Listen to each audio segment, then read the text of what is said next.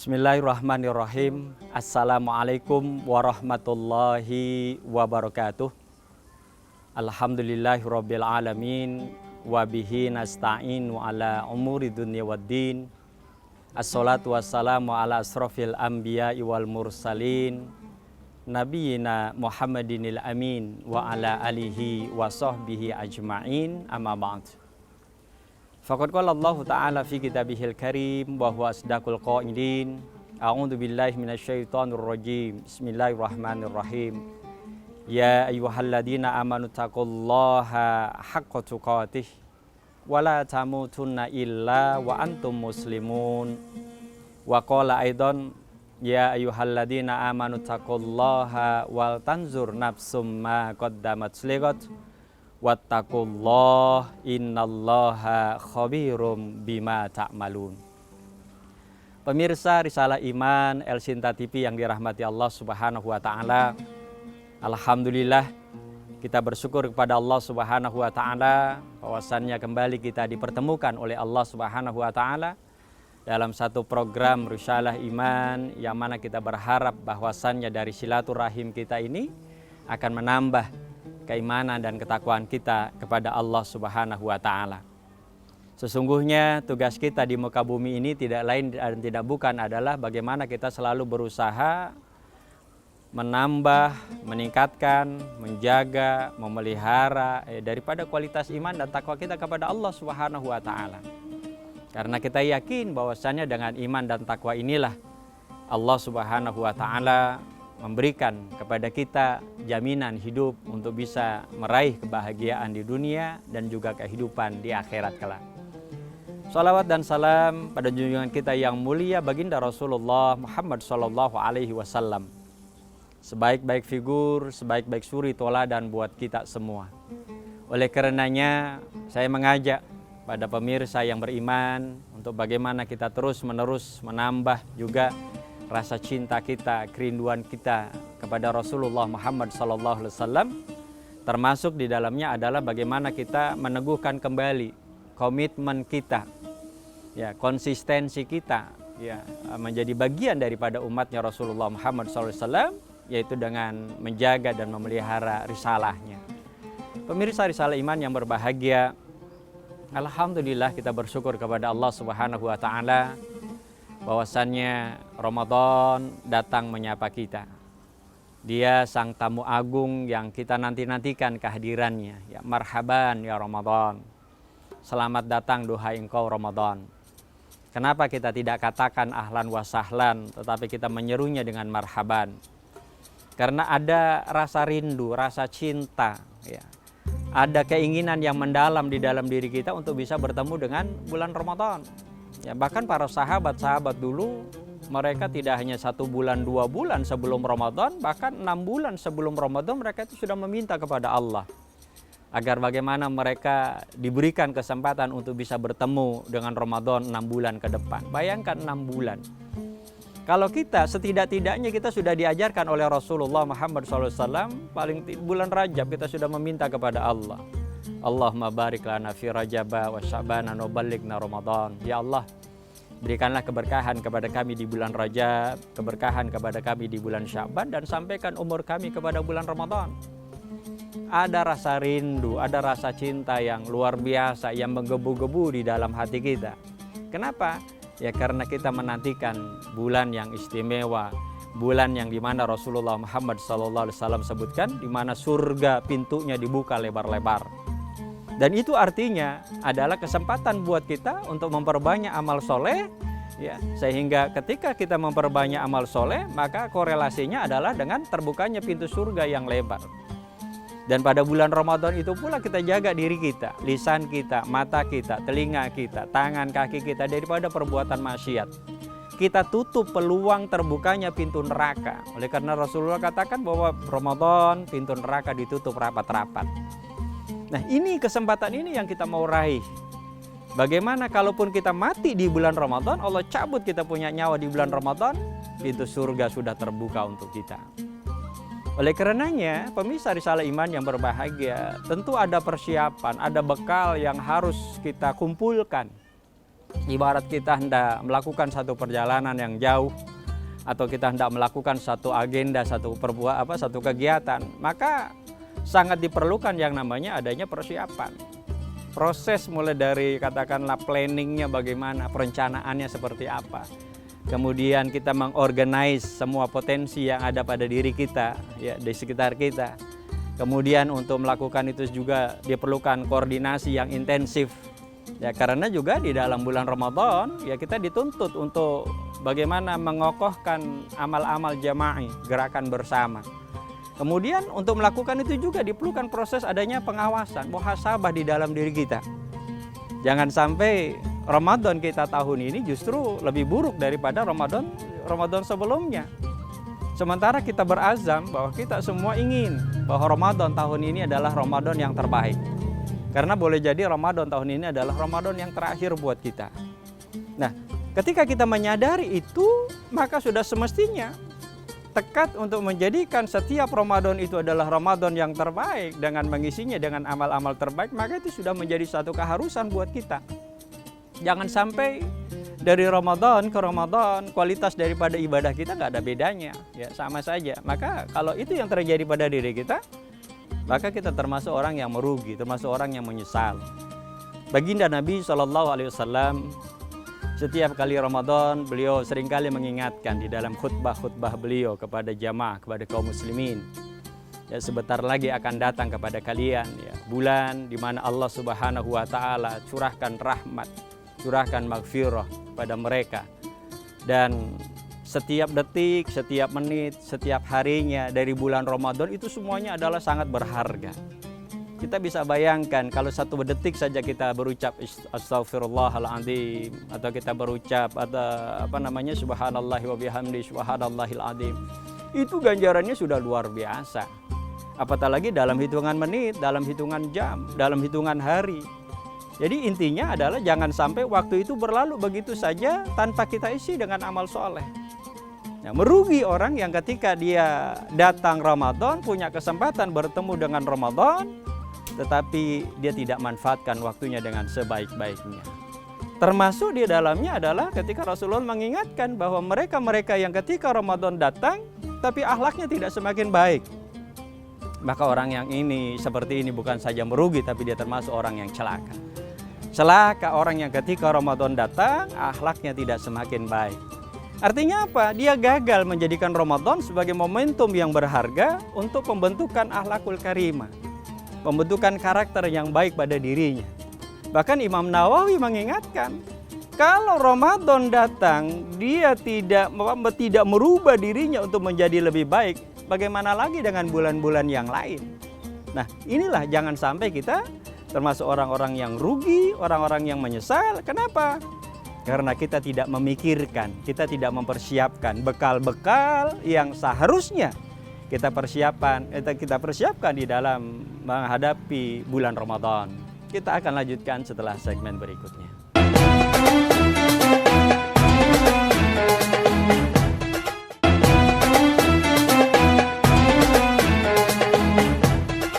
Pemirsa Risalah Iman yang dirahmati Allah Subhanahu wa taala, agar kita tidak termasuk orang yang menyesal, tidak termasuk orang yang merugi ketika Ramadan datang, ya, tidak menjadikan diri kita lebih baik, tidak menjadikan akhlak kita semakin baik, tidak menjadikan kualitas daripada ibadah kita semakin baik.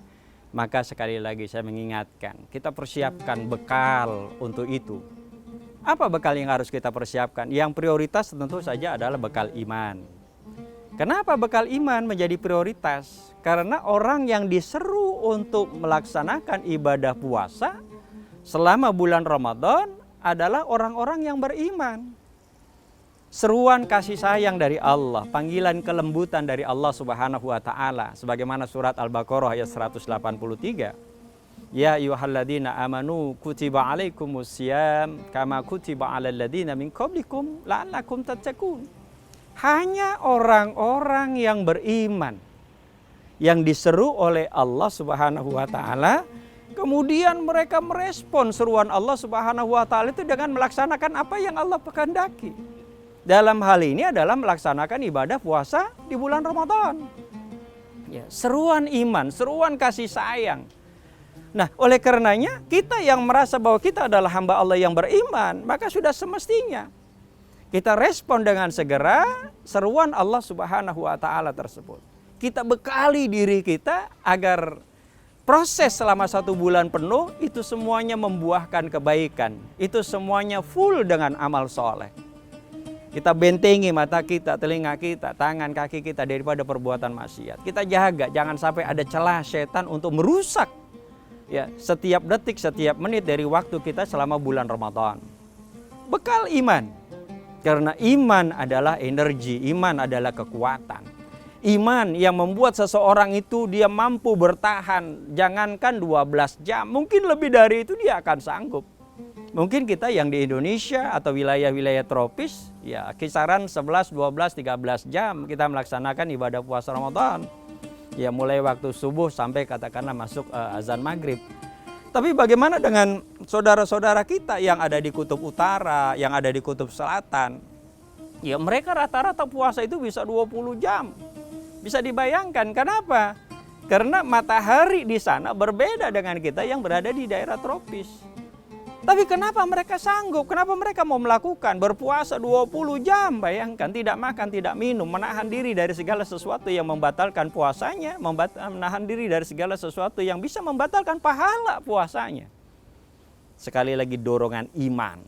Iman adalah kekuatan, iman adalah energi. Maka bagaimana kita jaga, kita pelihara, kita punya iman ini. Kita pupuk terus, ibarat tanaman. Ya, kita tidak sekedar sirami, kita berikan pupuk yang baik untuk tanaman itu. Agar tanaman itu menghasilkan bunga yang bagus, bunga yang lebat. Sehingga akhirnya dari bunga menjadi buah. Buah yang bagus, buah yang lebat, mungkin buah yang manis rasanya. Itulah iman. Karena seseorang yang mampu menjaga imannya, dia akan merasakan manisnya iman. Ya, dia akan mendapatkan kehidupan yang tenang, yang aman, yang nyaman. Kenapa? Dorongannya dari dalam dirinya, iman. Ya ayyuhalladzina amanu, duhai engkau orang-orang yang beriman, hamba-hamba Allah yang beriman. Maka persiapkan pertama ini diri kita, iman kita. Pupuk terus, jaga terus kita punya iman. Jangan sampai dia kendor. An imanu yanqudu wa yanqus. Iman itu turun naik, iman itu fluktuatif. Tapi jangan sampai terjadi pada diri kita ketika iman itu bukan lagi fluktuatif, tapi timbul tenggelam. Bahkan Rasulullah sudah menggambarkan akhir zaman nanti pagi harinya mereka beriman, tapi sore hari dia mati dalam kekafiran. Naudzubillah. Ternyata menjaga iman pun tidak mudah, apalagi di zaman yang penuh fitnah saat sekarang. Ini bekal pertama yang harus jadi perhatian kita. Karena hanya orang-orang yang berimanlah yang mereka responsif, yang mereka segera menyahut, merespon seruan daripada Allah Subhanahu wa taala. Dengan gembira dia, dengan bahagia dia menyambut perintah Allah Subhanahu wa taala. Kemudian yang kedua, bekal apa yang harus kita lakukan? Yang kedua adalah i'dadul jazadiyah, persiapkan jasad kita, badan kita, fisik kita. Kenapa?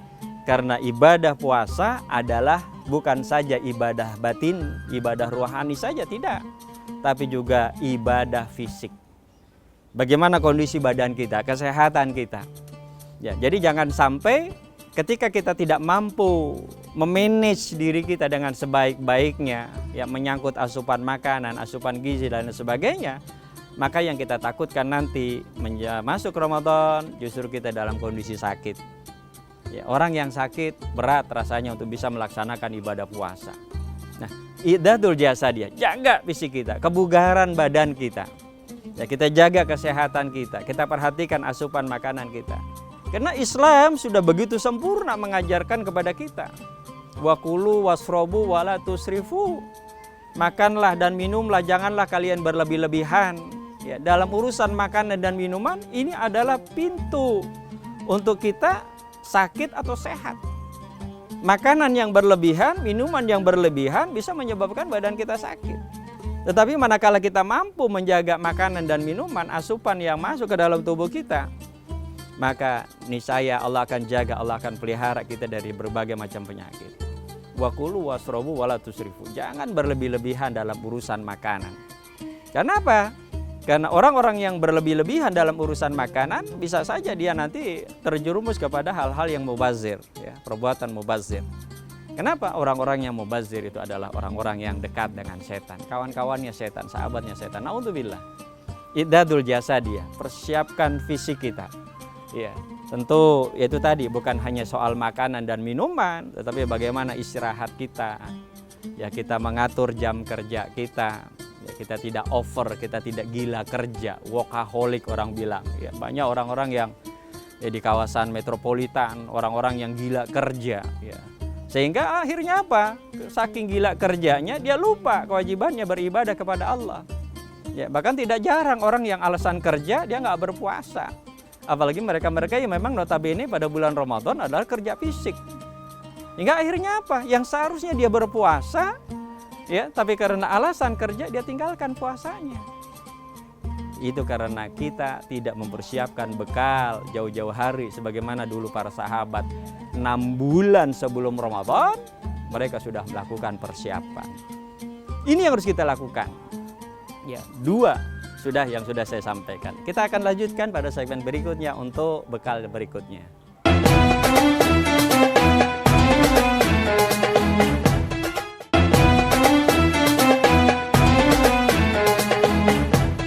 Pemirsa Risalah Iman yang dirahmati Allah Subhanahu wa taala, melanjutkan pada bekal yang ketiga yang harus kita persiapkan ya memasuki bulan Ramadan, yaitu i'dadul maliyah. Persiapkan harta kita. Karena tentu di bulan Ramadan kita dituntut ya untuk bersedekah, apalagi tidak jarang ya para agnia, mereka-mereka yang sudah sampai haul dan nisab untuk hartanya. Biasanya dari Ramadan ke Ramadan berikutnya mereka sudah hitung 2,5% dari hartanya untuk dizakatkan. Ya, bahkan bukan hanya zakat saja yang sangat dianjurkan, ya, ada lagi infak, sodako yang tidak dibatasi oleh nisab dan haul, tidak dibatasi harus menunggu masa 1 tahun, tidak dibatasi oleh batasan minimal jumlahnya senilai 94 gram emas, tidak.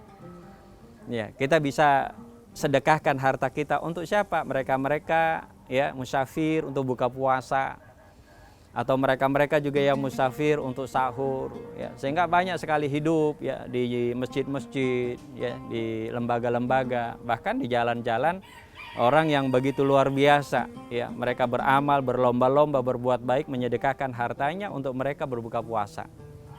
Dan Rasulullah SAW katakan bahwa orang-orang yang menyediakan siapapun yang untuk buka puasa, maka dia akan mendapatkan pahala yang sama sebagaimana orang yang puasa tersebut tanpa mengurangi sedikit pun pahala daripada orang yang puasa. Masya Allah.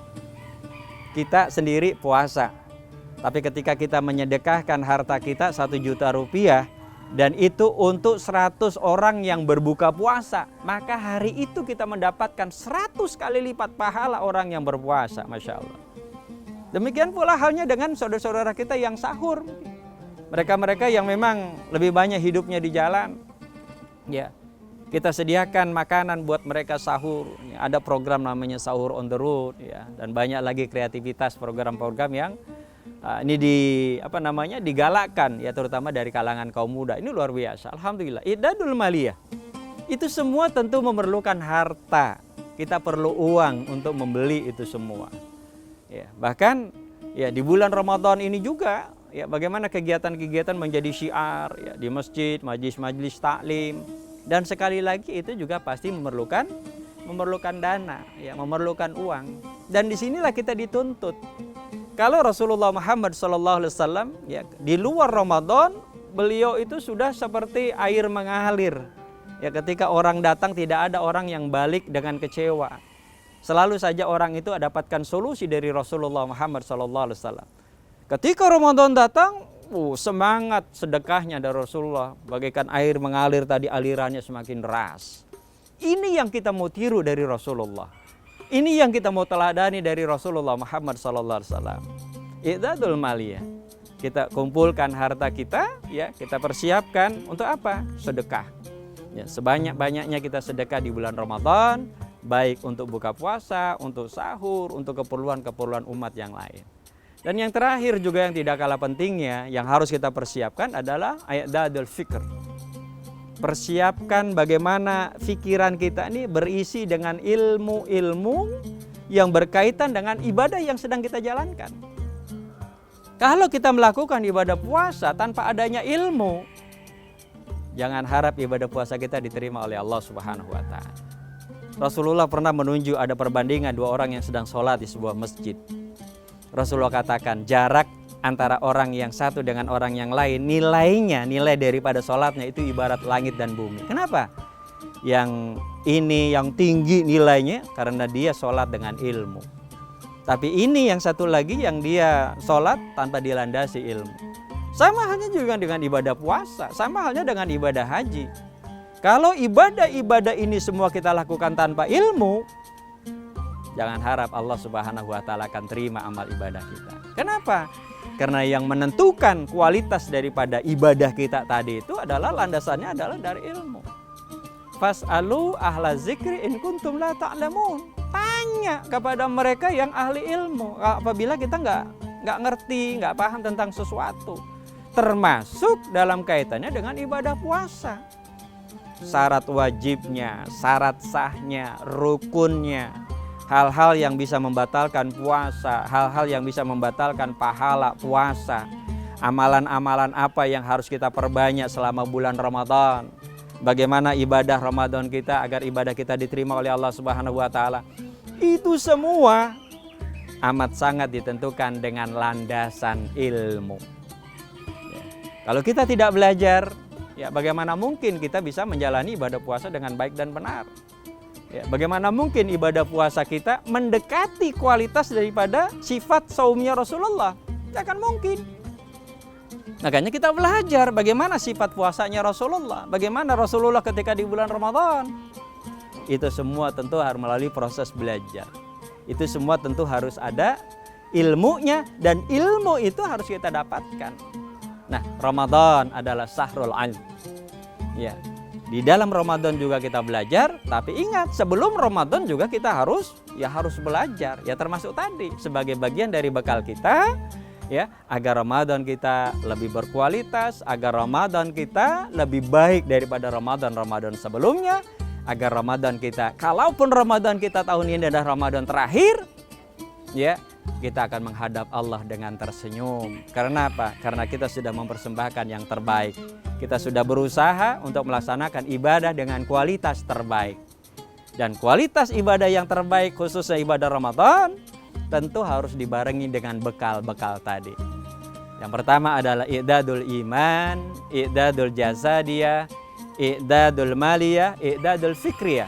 Persiapan iman, persiapan fisik jasad kita, kemudian persiapan harta dan persiapan ilmu. Paling tidak 4 persiapan ini yang harus kita lakukan, ya, agar kualitas ibadah puasa kita lebih baik, ya, dan tentu saja ini yang menjadi cita-cita kita semua. La'allakum tattaqun, agar kalian semua menjadi pribadi-pribadi yang bertakwa. Kalau setiap pribadi bertakwa, masyarakat kita ini bertakwa, seluruh umat Islam di negeri ini bertakwa, maka apa yang dijanjikan oleh Allah, Allah turunkan keberkahan dari langit dan bumi. Mungkin tidak ada lagi orang yang mengantri sembako, tidak ada lagi orang yang kelaparan, tidak ada lagi orang yang dia bingung nanti berbuka puasa dia makan apa, atau nanti sahur dia makan apa. Kenapa? Karena pribadi orang-orang yang tinggal di negeri ini adalah orang-orang yang bertakwa. Allah turunkan keberkahan dari langit dan bumi, keberkahan yang tiada putusnya. Nah, semoga menjadi manfaat buat kita semua, sekaligus menjadi motivasi, ya, buat kita bagaimana Ramadan tahun ini adalah Ramadan yang terbaik dengan kualitas ibadah yang terbaik, insya Allah. Mudah-mudahan menjadi manfaat buat kita semua. Hadanallahu wa iyyakum ajmain. Kita tutup dengan istighfar. Astagfirullahaladzim, astagfirullahaladzim, astagfirullahaladzim. Subhanakallahumma bihamdika asyhadu an la ilaha illa anta astaghfiruka wa atubu ilaik. Assalamualaikum warahmatullahi wabarakatuh.